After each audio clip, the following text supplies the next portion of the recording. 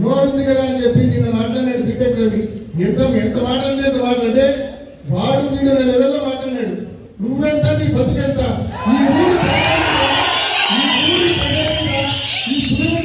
కళ్ళ వేసి ముగ్గురాయి దొంగతనం చేసి బతికేవాడు నువ్వు, ఇసుక దొంగతనం చేసి బతికేవాడు నువ్వు జగన్మోహన్ రెడ్డి గారి గురించి నోటికి వచ్చినట్టు మాట్లాడేవాడుగా. నోరు జాగ్రత్తగా పెట్టుకో, మర్యాదగా మాట్లాడు. నీ బతుకు గురించి మాట్లాడడం మొదలు పెడితే మేము అధికారంలో ఉన్నప్పుడు నువ్వు ఎమ్మెల్సీగా ఉన్నావు. అప్పటికే నువ్వు ఎమ్మెల్సీగా ఉండి ఢిల్లీకి వచ్చినావు, విజయసాయి రెడ్డి గారి ఇంటికి వచ్చినావు. ఏమని ఎందుకు వచ్చినావు నువ్వు చెప్పాలి అందరికీ. ఆయన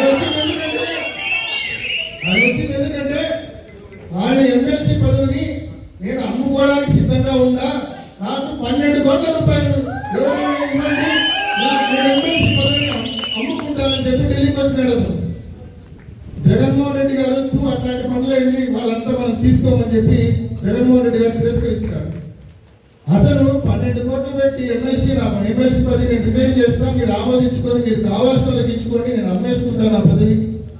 అదేవిధంగా ఆ తర్వాత మీరు జాయిన్ చేసుకుంటే వైసీపీలో చేరుతా, మీరు జాయిన్ చేసుకోకపోతే నేను రమేష్ను పట్టుకొని నేను బీజేపీలోకి వెళ్ళిపోతా అని ఆయన చెప్పిన మాటలు సాయిరెడ్డి గారి దగ్గర పోయి చెప్పినాడు. జగన్మోహన్ రెడ్డి గారు నో చెప్పినాడు. ఇది ఆయన బతుకు, పదవిని అమ్ముకునే దౌర్భాగ్యమైన బతకాలి. ఈ రోజు అతను వచ్చి మళ్ళీ పెద్ద మాటలు మాట్లాడుతూ ఉన్నాడు. నీచమైన బతుకునేది నువ్వు కన్నా మళ్ళా నిన్ను నీ పార్టీ నమ్మి నీకు ఏదైనా కట్టబెట్టా కూడా మళ్ళీ వైసీపీ అధికారంలోకి వచ్చినాక నీ బతికిదే, మళ్ళీ పదవి అమ్ముకుంటానని చెప్తావు. ఈరోజు ఎమ్మెల్సీలతో సుమారుగా 20 మందితో రాజీనామాలు చేయించారు మన పార్టీకి సంబంధించిన ఎమ్మెల్సీ.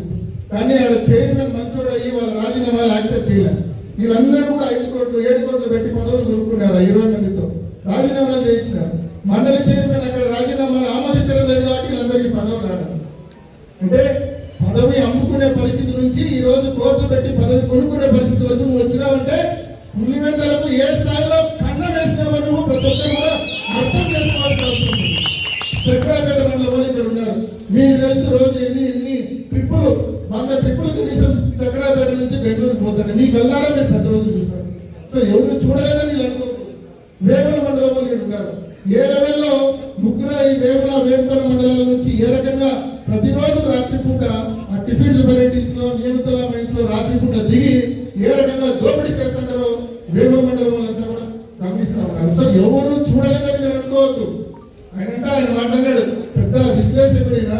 ఆయన ఏమంటాడు, మనమంట మన ప్రభుత్వంలో ఎవరిని బాధ పెట్టడం కాదు భయపెట్టామంట, భయపెట్టాం కాబట్టి మనకు వల్ల ఓటేరంట. ఆయన ఈ నీతి వాక్యాలు శుద్ధి వాక్యాలు బాధ పెట్టడము భయపెట్టడం కాదు. నువ్వు ప్రజల సొమ్మును దోపిడీ చేసి పారేస్తావు. నిన్ను నీ ప్రభుత్వాన్ని వదిలిపెట్టే సమస్య ఉండదని చెప్పి